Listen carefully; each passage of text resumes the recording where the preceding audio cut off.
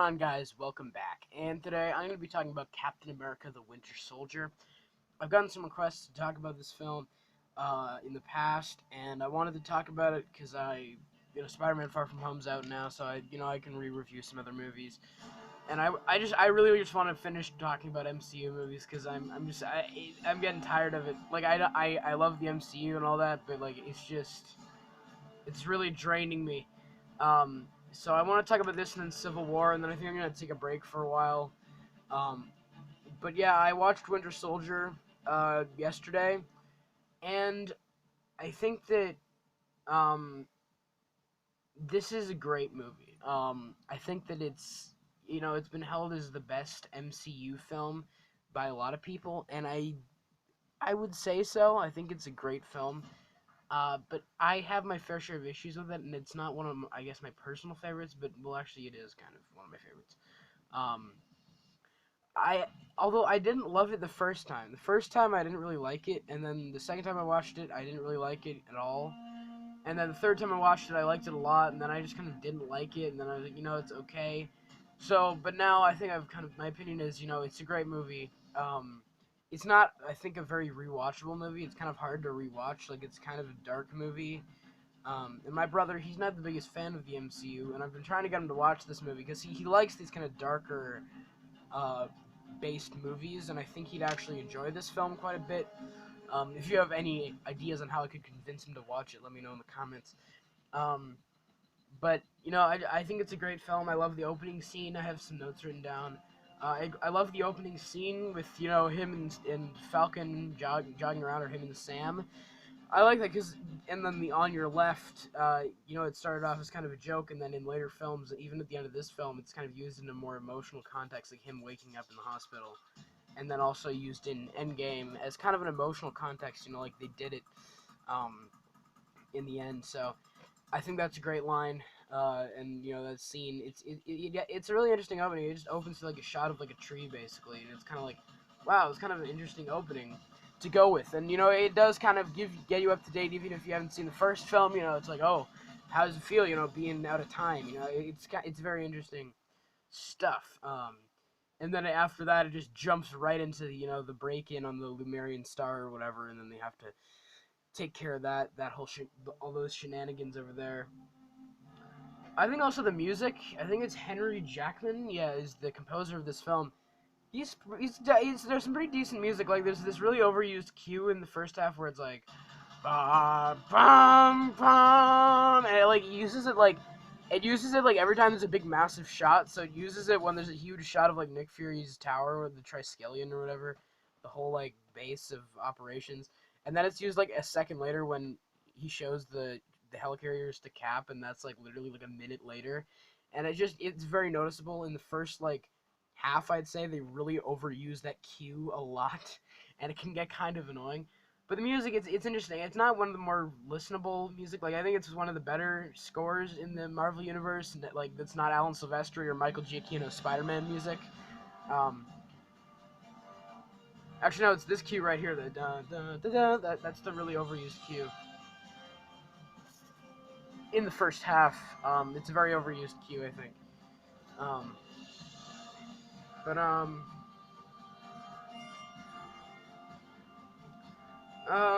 yeah, it's an overused cue in the first half, I'd say.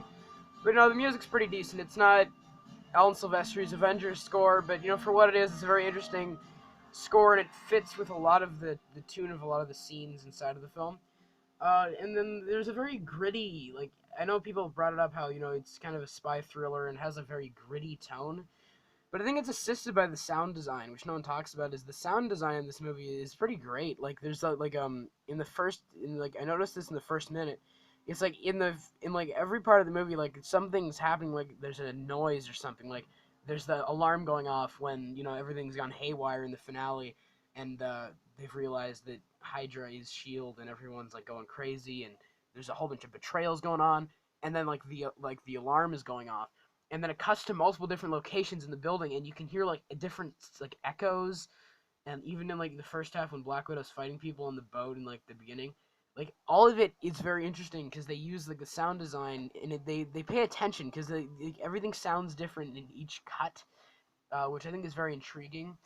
Um, it definitely sets, the tone, because I think a lot of other superhero movies, not just Marvel movies, don't really bother to do that. But I think this film definitely works very well in that degree. Um, yeah, I think that Falcon is a really great character. So there's a theme for Falcon that they composed in this movie, and they use it like once in Civil War, I think, at the beginning, and then they never use that theme ever again. I'm like, why don't you ever use that theme again?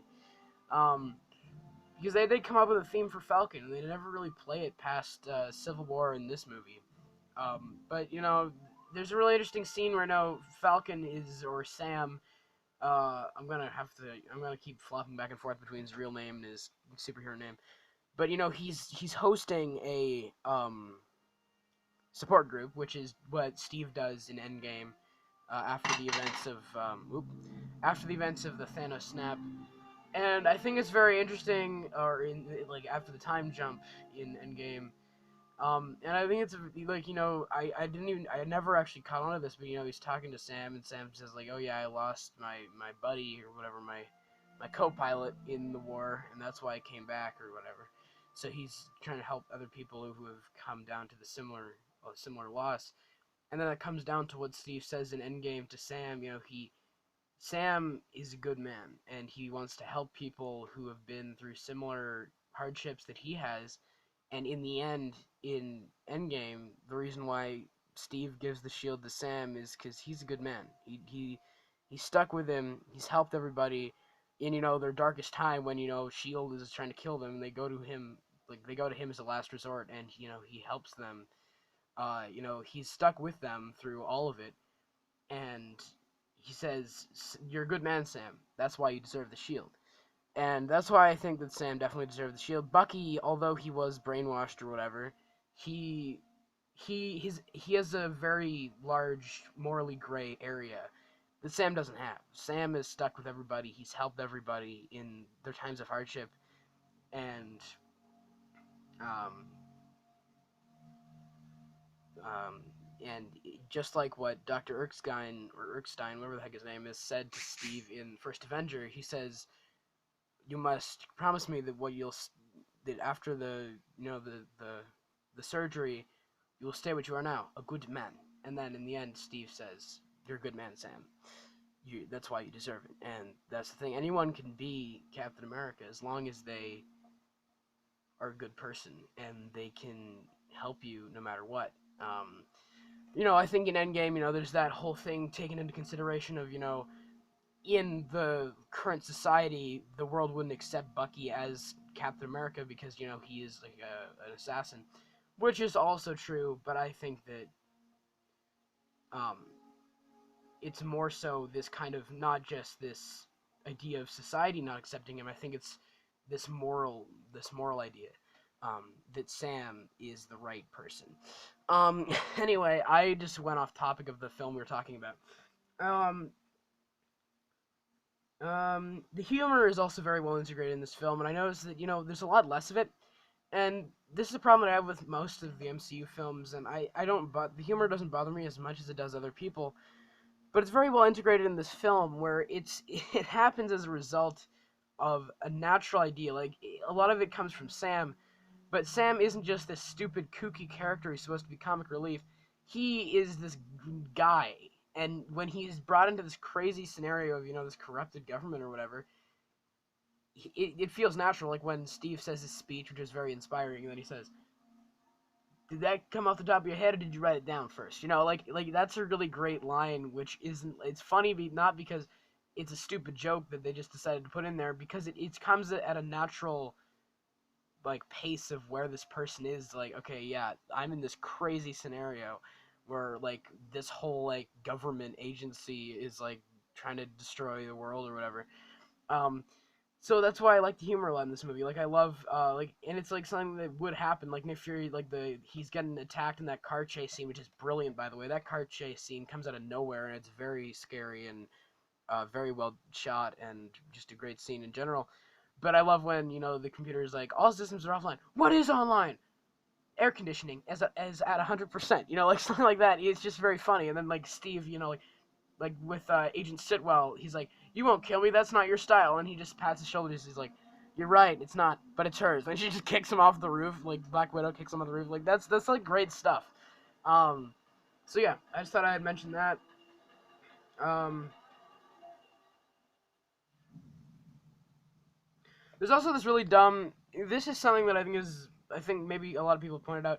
There's this really dumb plot device where with the stupid like laser cutter thing that Nick Fury has, where like the Winter Soldier, he's getting away from the secret Hydra operatives that are chasing him in police cars, and then Bucky as Winter Soldier like flips his car over, and then Bucky like it's meant to be like a slow motion dramatic moment, but in real life it would take like a few seconds for him to walk over to this car. In that few seconds, Nick Fury is able to get out of this plot device machine, cut a hole in his car, and then able to tunnel deep enough to where like he can't have gotten far. Bucky could have just jumped down the hole. Like, how are you able to make a human-sized hole that quickly into the ground? Like, did he just tunnel? Like, where did he tunnel to? Like, did he tunnel to Steve's apartment? Like, how did he know where he was going? Like, this stupid plot device. And later on, Maria Hill rescues Sam, Natasha, and Steve from Hydra, and they just cut through the bottom of this truck. But it's like, and then they shows them getting out of this truck in this hidden like base that Nick Fury has. And it's like, okay, first of all, where did that truck come from? How did you get into it? Second of all, like, what did you do? You jumped underneath a moving truck? Like, I think it was like there were a bunch of trucks and like behind it, right? So like, wouldn't they see them like rolling under the truck? Like, how do they just roll underneath this truck? Like, I don't know. That's really stupid. But the scene before that, that action scene on the highway, is pretty fantastic. Where they're fighting Bucky, it's very tense. But there is a lot of that dumb stuff where, when you're trying to have this kind of serious tone in this movie, some of it, there's these really dumb plot devices. Like, how come Hydra, where they have like this huge targeting computer where they're able to target like 20 million people, isn't that right? To kill on this giant map. So they have this like tracking system, but somehow when they're chasing down Steve and Natasha, they like when they blow up the bunker with Arnim Zola's recording. And by the way, I don't actually hate the Arnim Zola. I think it's kind of funny, but it never bothered me. That's the main criticism a lot of people have of the film. And that never bothered me, honestly. Like, the whole Arnim Zola computer thing. It was like, people are like, it's an exposition dump. I think there's an extra level of suspense kept in that scene that allows you to keep engaged, and it's a more interesting way of telling you exposition than other films. But once again, how come Hydra, like, they chase Steve and Natasha through this, like, mall, and it's like, they're doing, like, I'm sweeping the upward floor, I'm coming down to you. It's like, why don't you just use, like, a tracking device or something? If you can target 20 million people on the planet, why can't you, like, track them? Like, if they were part of your agency, you should be able to track them, right? It's like, why do you, once you blow up this building, why do you need to use searchlights and flashlights to search for them? Like, why are you, like, it's like when you're this agency that has such high-tech stuff, why aren't you using, like, a tracking system or something? Like, you should be able to find them using your tech and not, like, search for them with flashlights or whatever. Like, it's just stuff like that where I'm like, this is kind of dumb. Like, why can't they just, like, use their stuff? Also, Rumlow, the character, Brock Rumlow becomes Crossbones in Civil War for, like, 2 minutes and then he dies. I feel that character is criminally underused. He's kind of set up to be very interesting, and then underused in Civil War, basically only as a plot device in that movie to move the plot along. And that also creates another plot hole in that film. But he's just like, I think he could have probably died at the end. Like, he was a fun, interesting character. And then there's this other guy that follows him around who's also a Hydra agent, and like all he does is like point guns at people, and then he's like, stop! I feel like they were trying to set up something with that character. Like, if you know what I mean, like, he keeps showing up and, like, with him, and I don't even think he has a line of dialogue. But I feel like they were meant to set up something with that character that never happened, and it's really weird. I feel bad for that actor. I also feel bad for the guy who played Brock Rumlow, because all those characters make cameos in Endgame. Sitwell, the one guy, Rumlow, they all show up in Endgame when they go back to the events of the Avengers. Even Alexander Pierce, played by Robert Redford, who is a great character, granted. They just show up there, and it's like, wow, like, just this cameo, like it just feels like those characters were underused, and I feel bad for those actors. Not Alexander Pierce, though. I think he was very well used in the film. But yeah, I don't know, that I just feel like it was weird. And then also another character that they set up that they never used was Sharon Carter. She was like so useless. It's like they make this character in the film, and I think that maybe someone brought up Peggy probably should have been dead, and then when Steve goes back to have his dance, it would have been more impactful. And some people say it feels weird that Steve is hanging around with old lady Peggy. I think so too, a little bit. I think the effects on her, while they usually use this weird effect on the actors, I think it looked really odd on Peggy Carter, on Haley Atwell, I think is her name. It looked really odd. But Sharon Carter, like they set up this romance, and then in Civil War, she just disappears after that film. Like after, I think when she brings her stuff to them in the airport in Civil War, that character's never seen again. And it's like maybe they could have done something with that character, but like they just decide. That's what I feel is really weird about Endgame, and I feel the Cap's ending was rushed in that film. Is like they could have left this whole character out of the series, but then once again everyone brings up he kisses her in Civil War, and now it's like, oh, he kissed her niece, and then he goes back and dances with her, and then assumedly like they had their own life. So what? Like it's like why was this character necessary? She was never necessary to really any of the plot, and people are saying she was set up to be a villain in Civil War. I don't think that was ever officially confirmed. But if they had done that and then she got sent to jail after that film or something, if she worked with Zemo, that would have cleared everything up. But like as we know now, that character was unnecessary and was never needed. Just shows up, and I don't know. I just really don't like that character. I don't think she was. No, I don't have any offense towards the actress or any of that. I just think that character was underused and was really pointless in the end. Um, um, yeah, I think that's kind of what I have to mention. And then also one of my other problems with the movie is I feel the stakes. Those other flaws aren't really problems with this movie necessarily. They're just problems with the direction that Civil War goes in, which I'll talk about if I re-review Civil War, which I probably will soon. I just don't really. I think Civil War has some pretty big problems, which I'll talk about when I rewatch it, including just dropping these characters. But the movie stakes are basically undone in future. It's like they have this really cool scene where Black Widow's on Capitol Hill and she's like, you can't arrest me or whatever, because you'll need us, and it's really cool. And then Nick Fury's burning his eye patch, but then in the next movie, and he puts on like sunglasses, and then in the next movie, he just has an eye patch again. So like, I just want to know what that was like. Like Age of Ultron, he's just like, oh shoot, I burnt my eye patch, better get a new one. Like, what was that like? It's just, there's all these stupid things. That's why I really hate Age of Ultron in a lot of ways. I just think that you could ignore that movie completely. Like, it's unfortunate that it's so important to the story, because I hate that movie. Like, in the context of this, it's like, S.H.I.E.L.D., it all goes, Nick. And this whole message of, this political government and all this. And then in Civil War, it's like, the whole government just blames it on the Avengers, when they were the ones who, stopped all this. And then also just having Age of Ultron bring back the helicarriers, which they, like, supposedly destroyed, from some stupid line from Nick Fury where he's like, oh, I dusted it off from an old friend or something stupid. Like, come on. Like, it's just like, its stakes are undone. Like, S.H.I.E.L.D. ending is undone because in all the future films, like Far From Home, Infinity War, the credit scene of Infinity War, like, you just get all these glimpses of Nick and Hill, and they're just going around and, like, doing their own little S.H.I.E.L.D. mission. So it's like, basically S.H.I.E.L.D. kind of still does exist. And the helicarriers they just bring it back another helicarrier in the next movie. And I think that Civil War kind of brings some of these plot lines to a pretty lame conclusion. I do love that shot when Bucky... I'm just trying to think of other positives, because I really do love this film. I just wanted to list some negatives and plot holes that I picked out, because I do think it's so solid. That's the thing, whenever I list my negatives in these reviews, it's because I love these films so much that it's just like, I just want to talk about the bad stuff, because there's so much good stuff.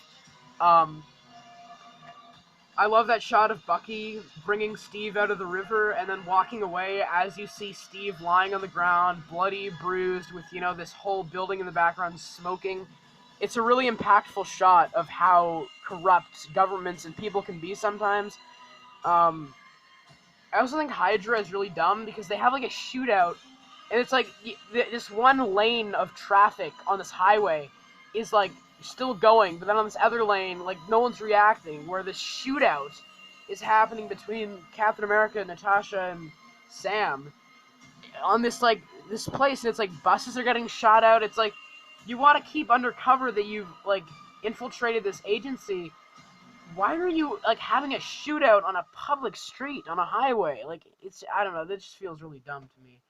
Um, the Bucky twist I guess was pretty good at the time, but it doesn't really hold much merit anymore because it's just kind of I watched Civil War first, so I ruined that for myself.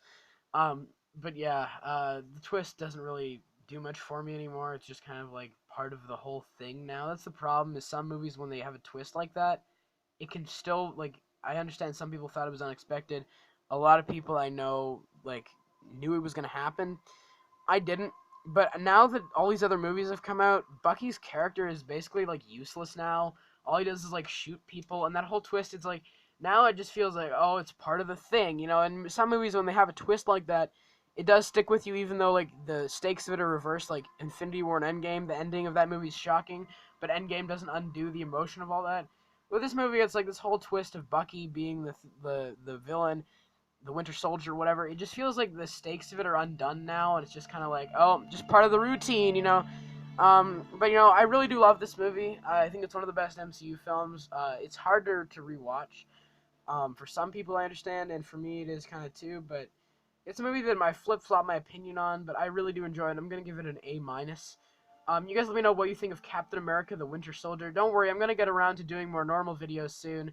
I'm ordering some Bricklink parts, and I'm gonna get some new sets. I'm sorry if the channel's just become movie reviews. I just want to get done with these, so I'll talk about this and then Civil War, and then I'm gonna take a break from the MCU reviews.